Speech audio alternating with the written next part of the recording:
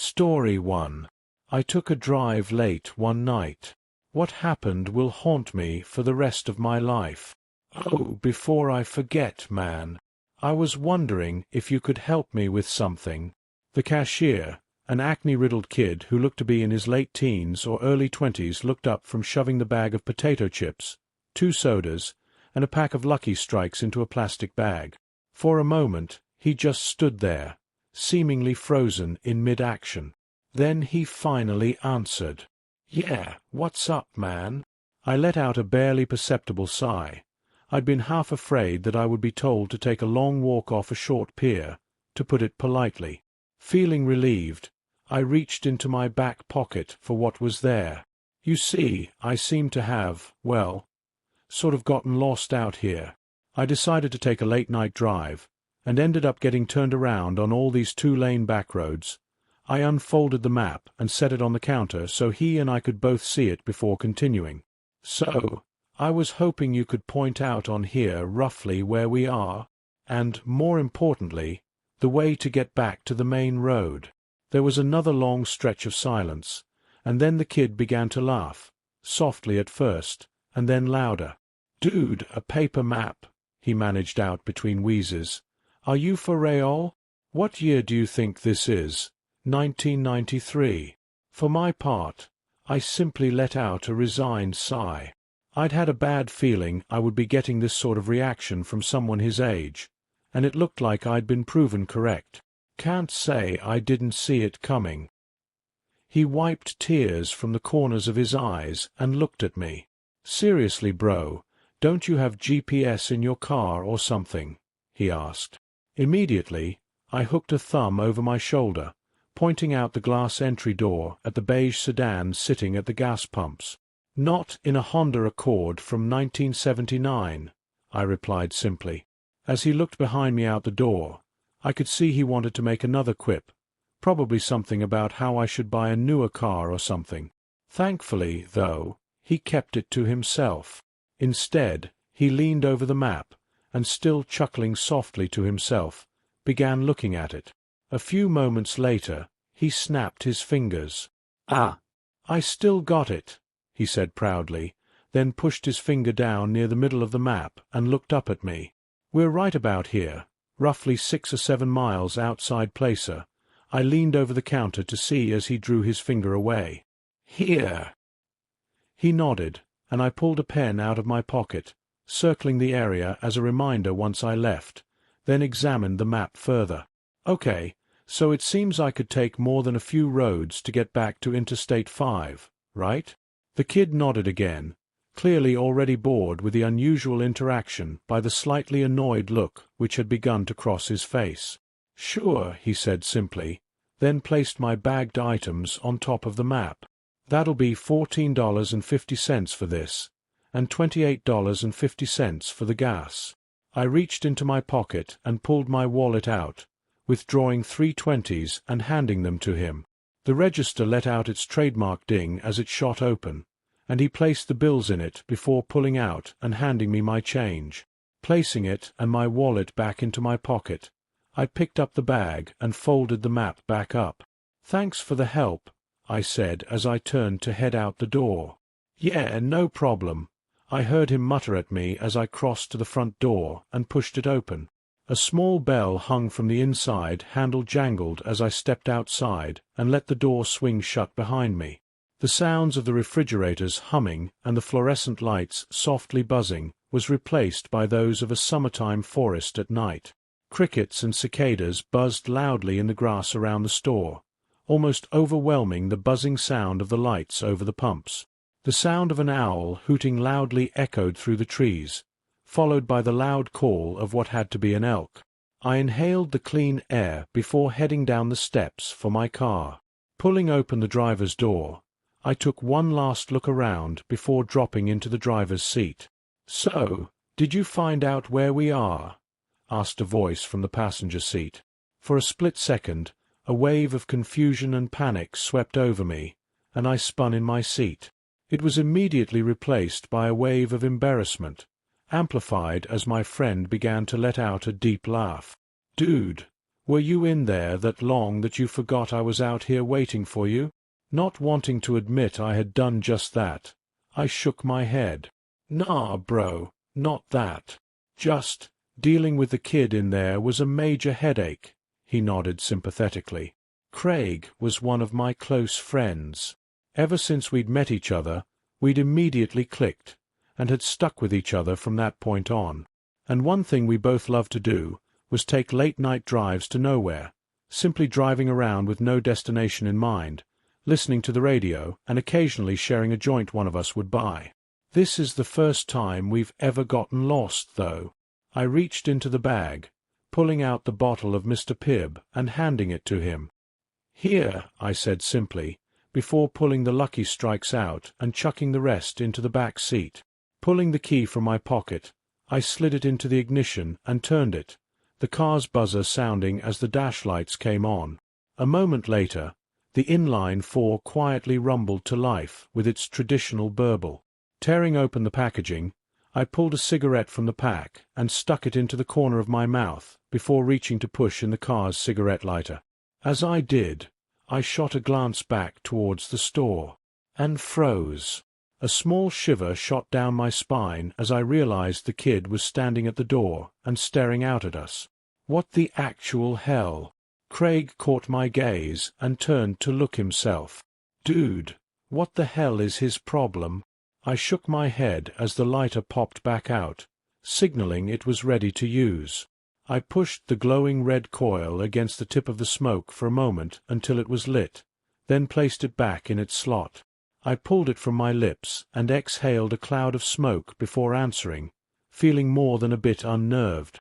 I don't know, but honestly, man, that's more than a bit creepy. I shot one last glance. The kid hadn't even blinked once. He was just staring with an off-putting intensity out the glass. Come on, let's get out of here, Craig said, echoing the thoughts swimming through my mind. I put the car into first gear and eased off the clutch, the car beginning to roll forward. Out of the corner of my eye, I saw him turn and shoot the bird at the kid as we slid out from under the lights into the dark. Prick, I heard him mumble. I turned the car left and began heading back the way we came. Well, the good thing is, yeah, I did find out where we are. I pulled the map from my pocket and handed it to my friend. I heard him fumbling for a moment, and then a small flashlight clicked on as he aimed it at the map. Dude, how did we make it almost as far east as Placer? He asked with a slightly astonished tone. Longer drive than normal, I guess, I answered, rolling down my window to flick the ashes from my smoke out. I shot a glance at the analog clock on the dashboard. 2:45 it read. I let out a small sigh. Great, Vanessa is likely worrying up a storm about us right now. Me, especially. Ever since we'd started dating 5 years ago, my girlfriend had always been rather apprehensive about my habit of taking long, late-night drives when I couldn't sleep. She always feared I'd get into an accident, either with another car, wrap my Honda around a tree, or hit an animal. Most of the time, I'd come home to find her sitting up waiting for me, worry clearly etched into her beautiful sapphire eyes. I bit my lip slightly. Hey, you think I should text Vanessa and let her know we're okay? I asked Craig. I heard him let out a snort. Honestly, bro? No. I know the woman loves you to death, and I'm happy she cares so much, but she's got to learn you know what you're doing. Plus, you two need your space. It's not healthy how much time you two spend together. I flicked the remnants of the cigarette out the window and let out a snort of my own. It's called being in love, dude. You should try it sometime, I joked, causing him to let out a laugh. Nah, thanks. I enjoy being single too much. Shaking my head, I stared out the windshield as the headlights guided our way. I felt a slight sense of unease creep up on me as I watched the two-lane road stretch out before us, the moon in the sky almost completely blocked by the trees over our heads. I hadn't seen another car on the road for 2 hours at least. Well, what did you expect, Derek? You drove into the boonies. There's only ghost towns out here. Why don't you try driving all the way to Idaho next time? Shaking my thoughts away, I fumbled in the center console for a moment before pulling out a mixtape. A bit of music would help me feel better. I pushed it into the car's cassette player and hit play. A moment later, the pounding bass and synths of Dance with the Dead's That House began blasting from the speakers. Craig let out a whoop of excitement. Dude, yes. That's the kind of tunes we need for a drive like this. He rolled down the passenger window, sticking his head out the window to whoop and holler into the night. I shook my head, unable to keep from grinning at his antics. Friggin' goofball. The playful mood helped settle my mind, and I felt myself relax into the seat, the tension flowing out of my body and out the window. For a few minutes, that's how things went. The road stretching out ahead of us and then disappearing into the blackness behind us, the music blasting out from the radio, and the soft roar of the engine in the background. I shot another look at the backlit clock. Now it read 5 minutes to 3. We should be at the highway in a minute. The thought released the last wisps of tension in my body and fumbled into the back seat for the bag, catching it with the tips of my fingers. I pulled my bottle of soda from it and, holding the bottle to the steering wheel, cracked the cap. I lifted it to my lips and took a swig, taking my eyes off the road for a split second to tilt my head back. I looked back at the road and nearly spit it all out onto the windshield. In the second I'd stopped looking, a figure had stepped out onto the road. Fucking hell! I shouted, jamming my feet on the brake and clutch as hard as I could. The rear wheels of the car locked up, and the ear-piercing sound of squealing tires filled the cabin. To my horror, the tail end of the car began sliding out. Oh, hell! No. For a few seconds, the world around us became a blur of shapes and colors, and I feared at any moment we'd smash into a tree or begin rolling. Thankfully, the car finally came to a stop with a screech of protest from the suspension. We were facing back the way we'd come.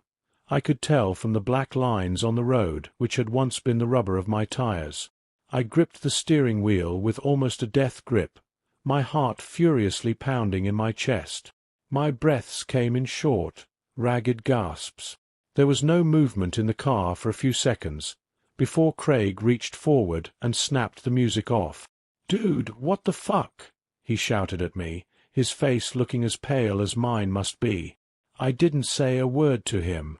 Instead, I pulled up on the handbrake, ripped off my seatbelt and practically kicked the door open.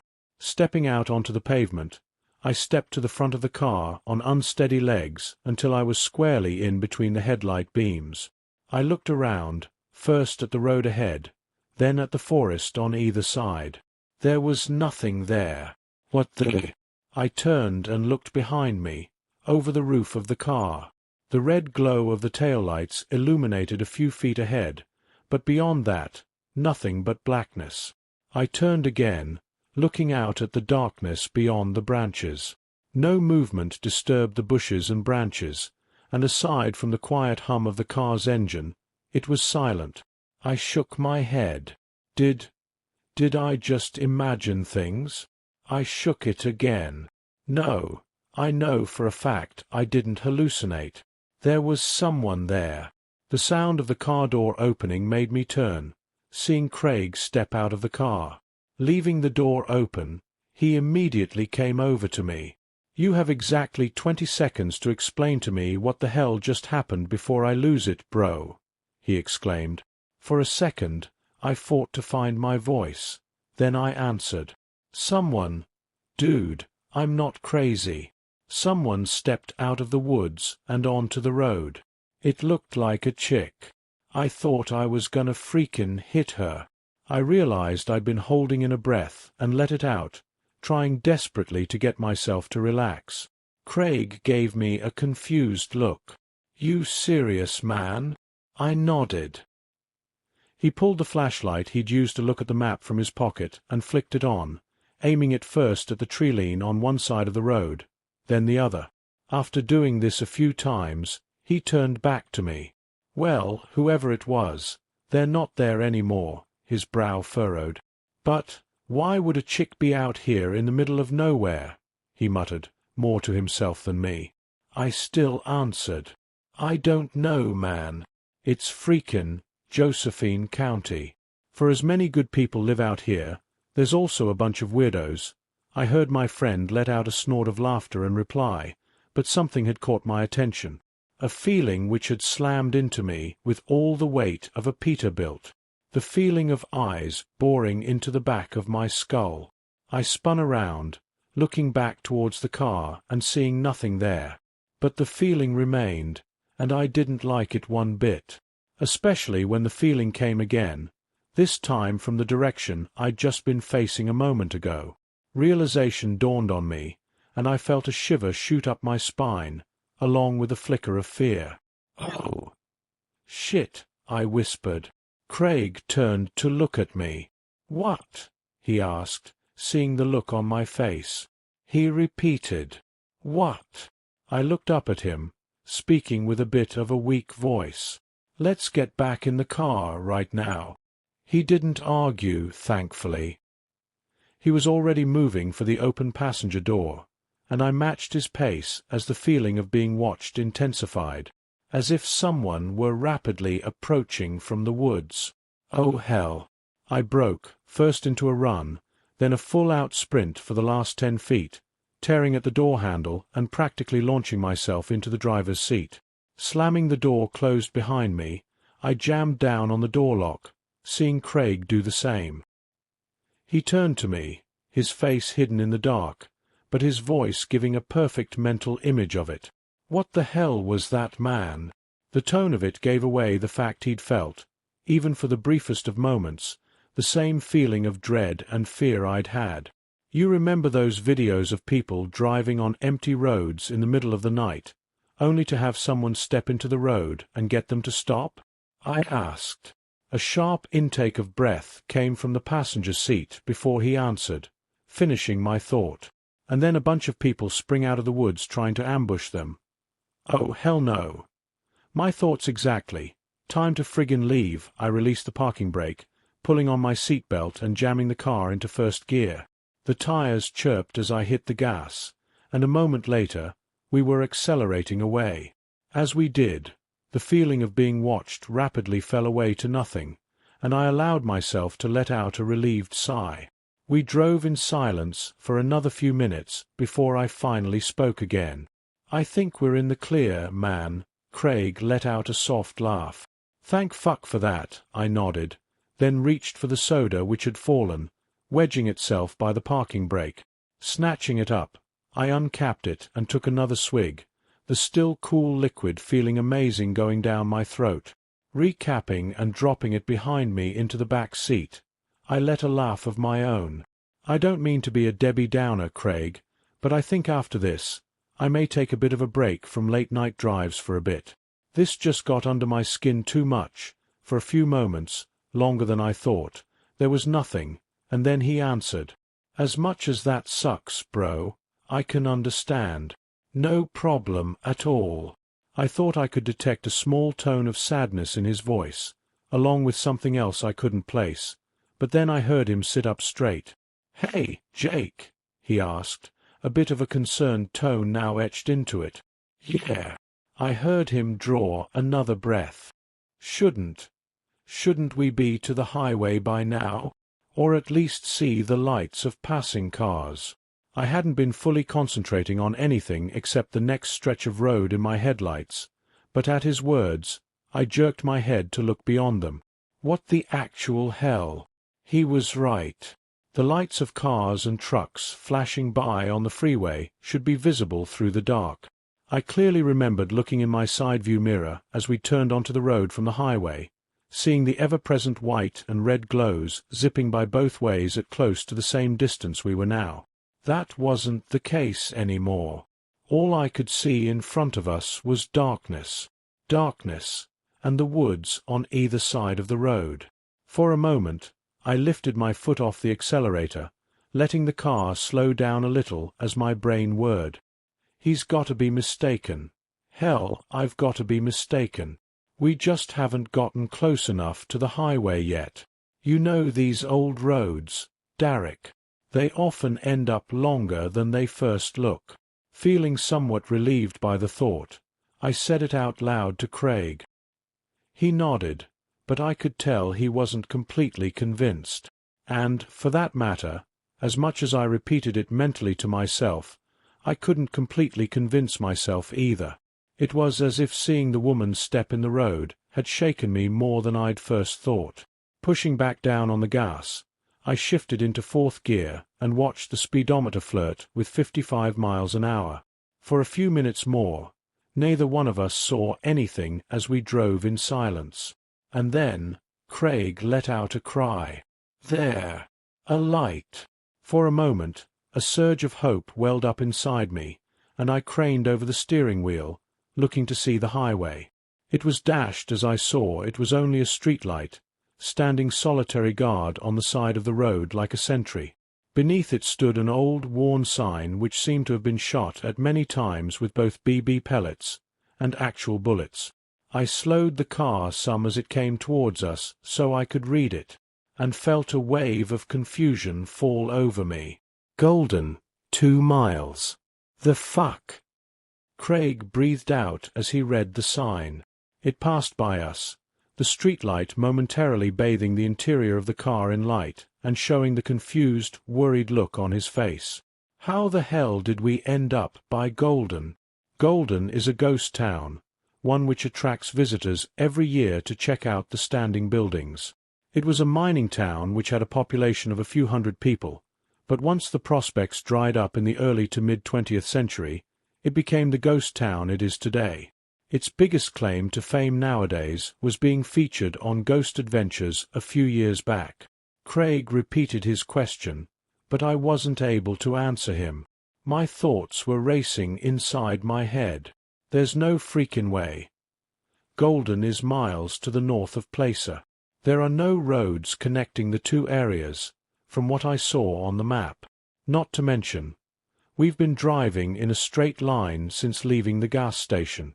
I honestly don't know, man, I finally answered, my voice conveying how rattled I truly was. In the car's dark interior, I saw him put his head in his hands. I fumbled for my pack of cigarettes, pulling another out with slightly unsteady fingers and pushing in the cigarette lighter. A moment later, the turn-off for the ghost town flashed by on the right. I saw the dark, hulking shape of the church's spire rising out of the dark for a moment. Then it was behind us.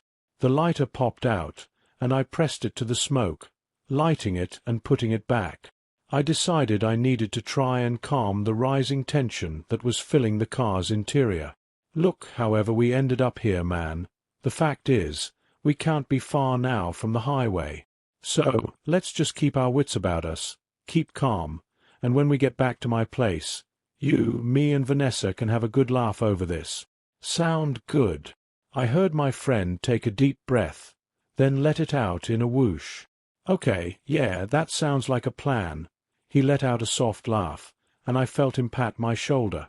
Thanks, Derek. You are seriously a good friend. Glad I've got you, I nodded, then realized he may not be able to see it in the dark. No problem, man, I said. I looked at the clock. 3 a.m. Only 5 minutes had passed since I'd last looked at it, and yet it felt more like it had been 30. Time seems different when you're stressed. For a few minutes there was only darkness, and then a light appeared in the distance.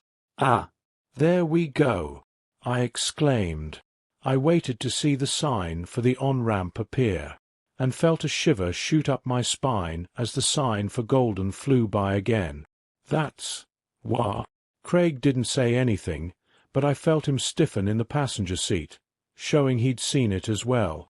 As the streetlight and sign disappeared behind us, a feeling began to creep up on me. Another shiver shot up my spine as I realized that it was the same feeling I'd had when we'd gotten out of the car. The feeling of eyes on me. My eyes shifted to the blur of trees on either side of the car, but I saw no one out there. The turn-off for the ghost town approached again. I heard Craig let out another deep breath. "Derek, pull over, please," he said simply. His voice was shaking, and as much as I didn't want to stop, I did as he asked, pulling over just before the turn-off. He ripped his seat belt off, shoving the door open and stepping out. I watched him stride to the front of the car and stand there for a minute. He seemed to start shaking a bit, and I realized just how much this was getting to him. I unbuckled my seat belt and reached for the door handle when I glanced at the clock, and froze. The clock was still showing 3 a.m. The hands hadn't moved at all. A feeling of shock washed over me like a wave as I tapped it with my fingers to see if it was merely stuck, but it refused to begin moving again. "Okay, what the actual fuck is going on?" I whispered to myself. I reached into my pocket, fishing out my phone and turning on the screen. Like the clock, it, too, showed the time as 3 a.m. The feeling of being watched began to intensify, and I glanced at Craig standing in the dark before looking down, beginning to type a text out to Vanessa. "Hey, baby girl. Just wanted to let you know that Craig and I are okay. We're trying to get back to the highway, but have gotten a bit turned around out here. Do me a favor, and if I don't text you again in 15 minutes, text me back, okay? I love you." I replaced the phone in my pocket. I knew I should have been more honest, but I was beginning to feel a little freaked out about the weird situation. I didn't want to worry her any more than necessary, as it would make me start to freak out worse. Pushing open the door, I got out and walked around, stopping near the front right headlight. "Dude, you all right?" I asked him after a moment. He didn't answer, but happily, he seemed to have stopped shaking. I repeated my question. When he didn't answer my second and third calls, I began to feel a new sensation creep up on me, a potent mixture of dread and fear. "Craig, dude, you're creeping me the fuck out. Please say something." He finally turned to look at me, and in the semi-glow of the headlights, I saw his face had gone a bit pale. He raised a finger and pointed, saying only a single word. "Look." My eyes followed where he had gestured, and I began to feel like someone had dumped a bucket of ice water over my head.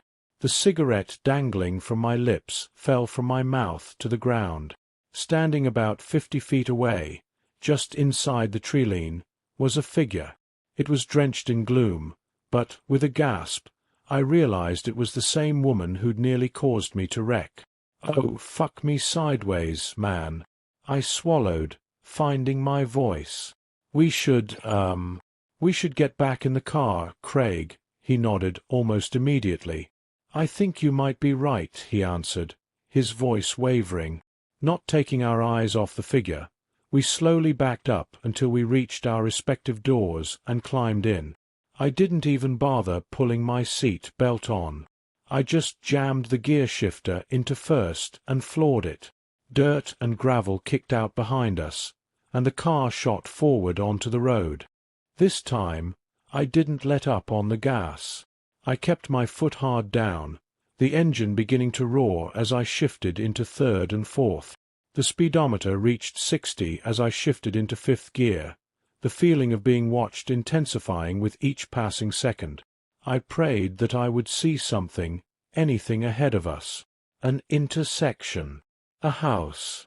A freaking out of use payphone, for fuck's sake. And then my blood turned to ice as a light appeared ahead of us. The exact same one as before, with the sign underneath. My eyes flickered to the clock, and terror shot through me as I saw it still was frozen at the same time. "This isn't good, bro," Craig said from the passenger seat. I agreed with him, but didn't say it out loud. I kept my foot to the floor, the speedometer now hitting 80. The turn-off appeared again, and what I saw made me want to scream. The woman had gotten closer to the road, and she wasn't alone anymore. Behind her, I saw others. The outlines of other people. Dozens. Possibly more. They all stood, facing the road, watching us fly by. And then they disappeared into the rearview mirror. Fuck, I breathed out as the light and sign flashed by yet again. This time, the mass of people had gotten even closer to the road. The woman stood in front of them all, and for a split second, the headlights illuminated her. Another flash of ice shot through my veins as I saw the river of blood pouring down the front of a nightgown, one that looked to be decades old. "What the hell do we do?" Craig asked me, his voice steady, yet filled with fear, the same I felt. I just shook my head. "I don't know, man," was all I could say. The streetlight began to appear again when I felt my phone vibrate in my pocket, causing me to nearly slam on the brakes in surprise. I fumbled in my pocket for it, seeing Craig look over at me. I texted Vanessa when we stopped. Told her to reply back in a few minutes. "Now, I think I'm going to tell her to call the cops or something." He didn't reply, instead turning to look out the windshield at the approaching light. Flicking my eyes from the phone screen to the road and back, I forced myself to not look at the turn-off as we zoomed past the light. I didn't want to see how close those ghosts, demons, whatever they were, had gotten to the road. I flipped my finger, pushing away the lock screen and tapping on the messenger icon as the light began to appear once more. Vanessa's message automatically opened, and for a moment, relief like I'd never felt surged through me at the small bit of normalcy I had in my grasp. I froze. I didn't even look up at the road. I couldn't. My eyes were locked on the single sentence, reading and rereading it. A wave of confusion passed over me. Enough I spoke aloud. "The fuck?" Craig spoke up. "What? What did she say?" I didn't answer him. My mind was racing at 1,000,000 miles an hour, trying to understand. But it was like I was hitting a mental wall. I tried to think of something else as another thought came to me. But again, the same block was coming to me. As it did, a new wave of fear began to rise up in me, one for an entirely new reason than the terrifying loop flying by outside. The speedometer now showed we were doing 90, and then Craig spoke. "Can I ask you a question, man?" Ice filled every vein in my body, not at his question, but at his voice. It was different. Gone was the fear and tension he'd had not even a minute ago.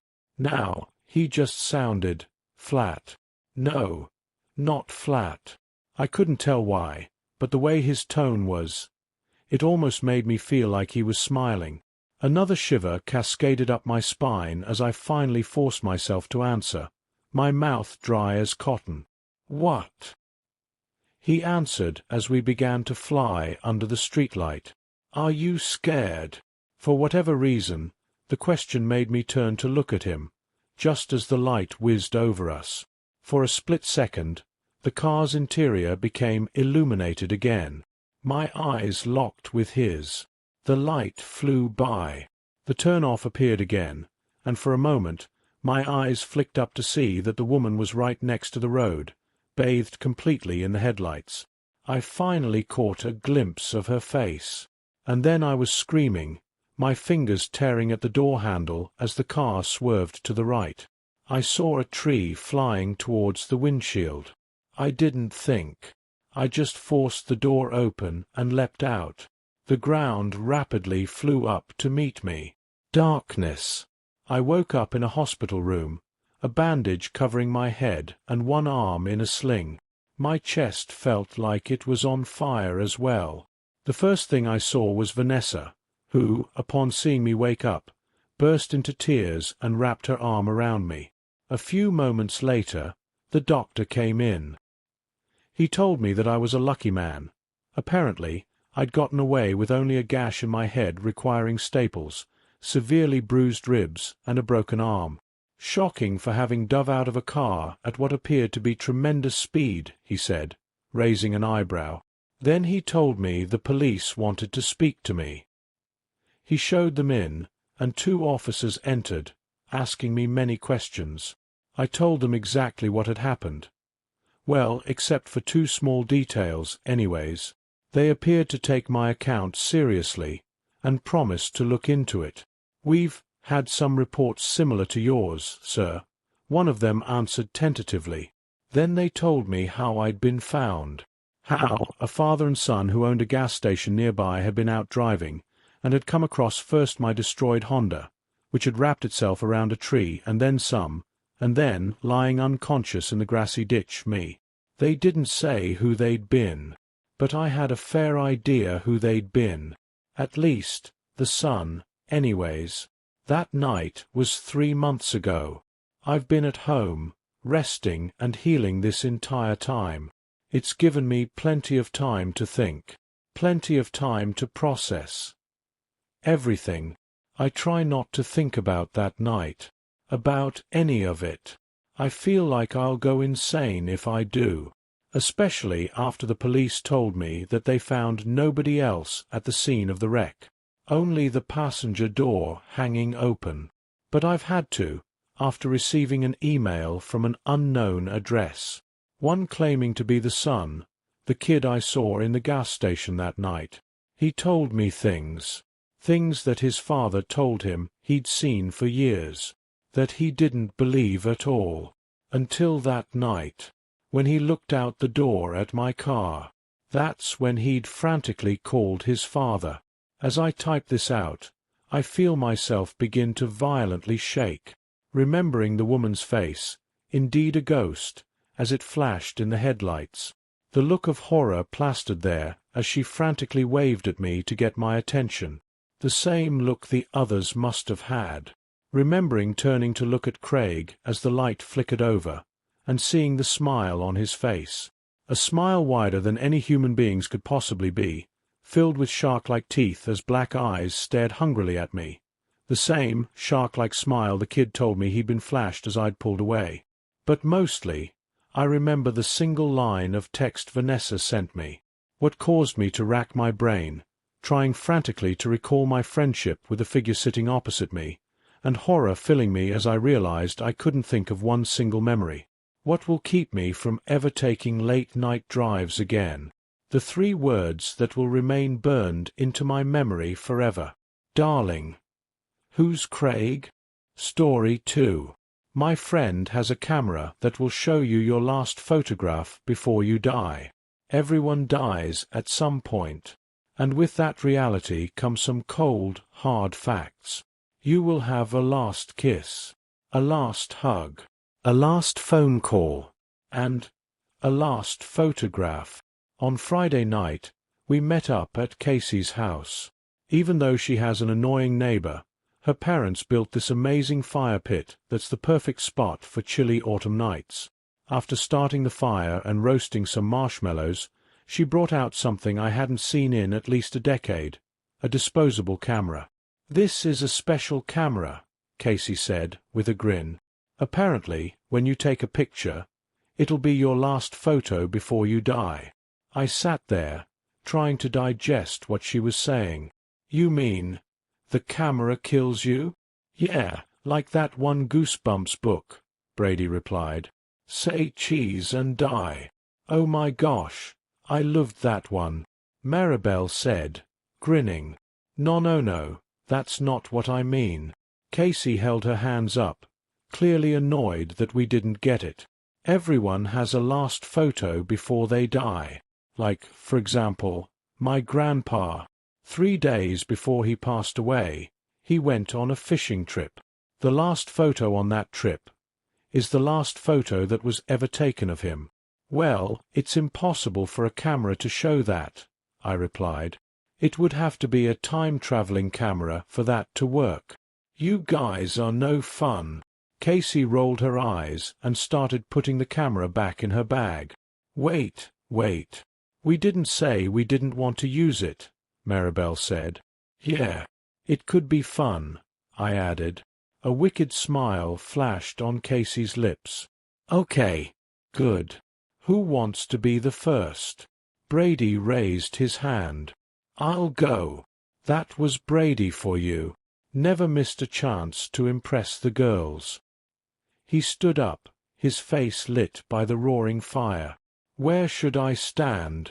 The lighting's kinda harsh. Maybe by that tree. Brady walked several feet away from the fire and stood next to the tree. Then he leaned against it, crossed his arms, and raised an eyebrow. Casey raised the camera to her face. 3, 2, 1, cheese. Click. White light flashed across the dark backyard. Brady stepped away from the tree, grinning. Okay, who's next? Casey asked. I'll go, Maribel said. She pushed her glasses up her nose and stood next to the tree, somewhat awkwardly. Casey lifted the camera to her face again and took a photo. Click. The ratcheting sound of her rewinding the film filled the air. Okay, Benny, your turn, she said, shooting me a smile. I walked over to the tree, took off my baseball cap, and waited. Casey lifted the camera to her face, then frowned. Can't you smile? Nope. Ugh. Fine. Click. She rewound the film and handed the camera to me. Then she posed next to the tree, in a classic sorority squat pose. Yeah, this wasn't awkward at all. Casey and I had just started dating, but the longer things went on, the more doubts I was having. Sure, we looked good in pictures, a classic football star/cheerleader match. In reality, we weren't either of those things.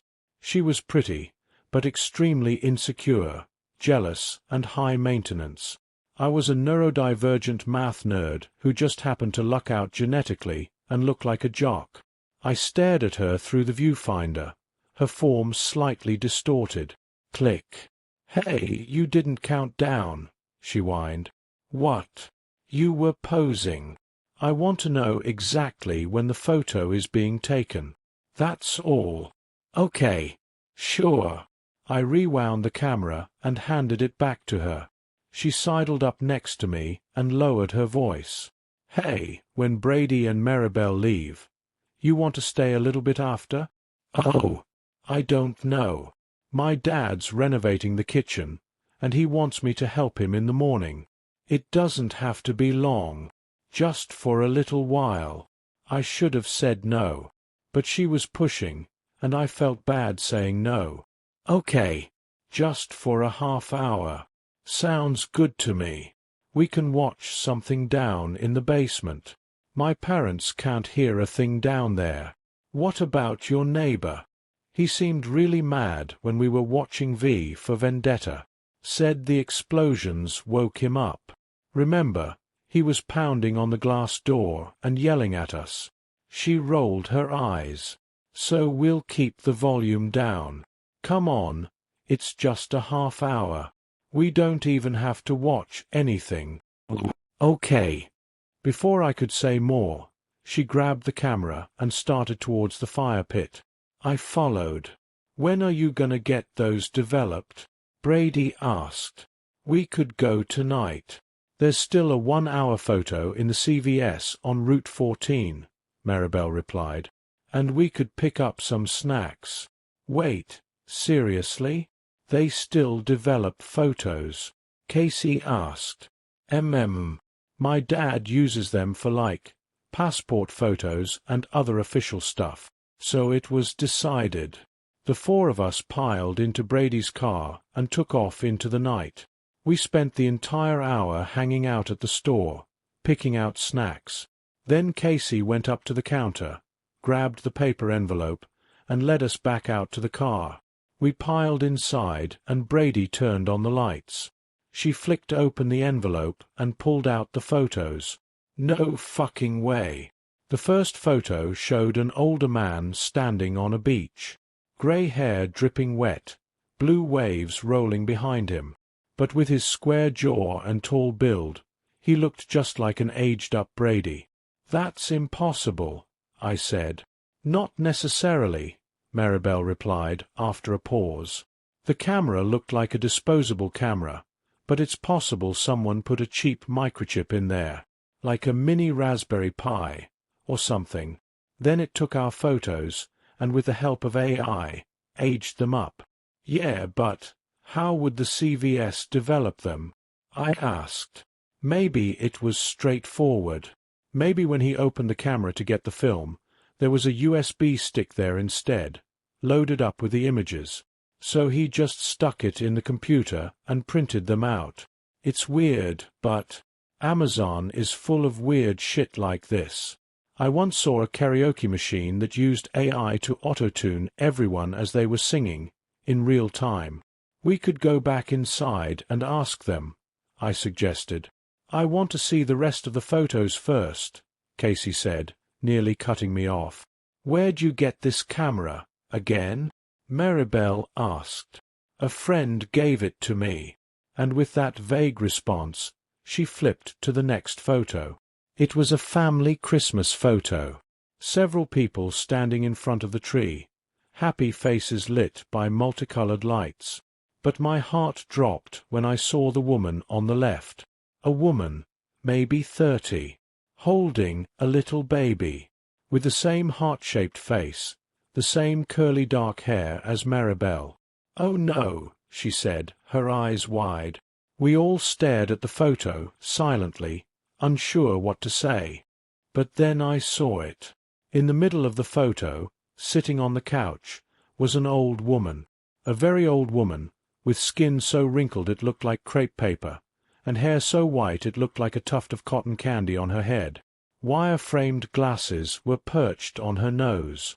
I think that's you. Maribel snatched the photo out of Casey's hands. Whoa, she whispered, studying it up close. For all her big talk about this being some AI thing, she seemed to take it pretty seriously. As I watched Maribel, I couldn't help but smile. For a second I felt something, a sense of awe as I looked at her face, lighting up with the joy of her family. I'd never looked at Maribel as anything other than a friend, but there was something tugging at my heartstrings now. Not even something I could put into words as a crush, or attraction, or lust. Just something, a flicker of connection, of emotion, of Benny. I glanced at Casey, and then I looked down. In her hands was the photo she'd taken of me, the exact same photo, of me tonight, holding my baseball cap, standing next to the tree, not smiling, staring straight ahead, eyes red from the flash. My first thought was the camera had malfunctioned. Whatever this was, AI or otherwise, had messed up and glitched on my picture, and it just spit out the photo as it was taken tonight. But as Casey, Brady, and Maribel stared at me with horror, I realized.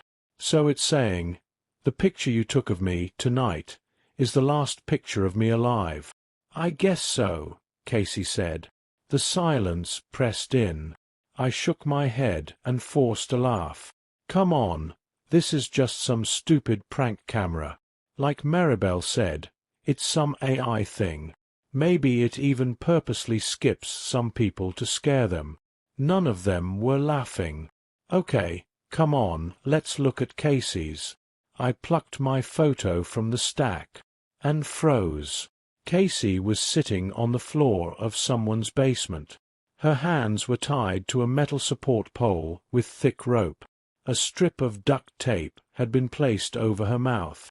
The left side of her head was matted with blood, and a thin trail dripped down the side of her face. Her blue eyes were wide with fear, and looking straight at whoever was taking the photo. "This is some sick fucking prank," Brady muttered, his voice low with anger. Casey just sat there, frozen. "Let's go home," Maribel said. "Forget about all this stuff. It's just a prank, like Brady said." But Casey didn't move. She just sat there, the photo shaking in her hands, her blue eyes wide with fear. "What's wrong?" Maribel asked, softly. "The basement," she said, finally, pointing at the photo. "I recognize it. My dad and I went over there one time when he needed help with the fuse box, and I thought he was annoying, but I never. "Casey, whose basement is it?" I asked. She looked up at me, her eyes wide. "My neighbor's.